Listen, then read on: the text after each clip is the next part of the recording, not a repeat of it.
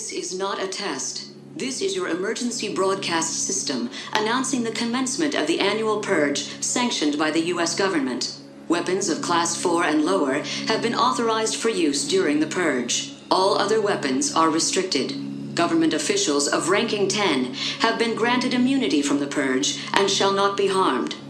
Commencing at the siren, any and all crime, including murder, will be legal for 12 continuous hours.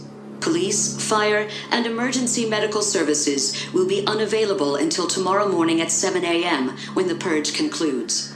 Blessed be our new founding fathers and America, a nation reborn. May God be with you all.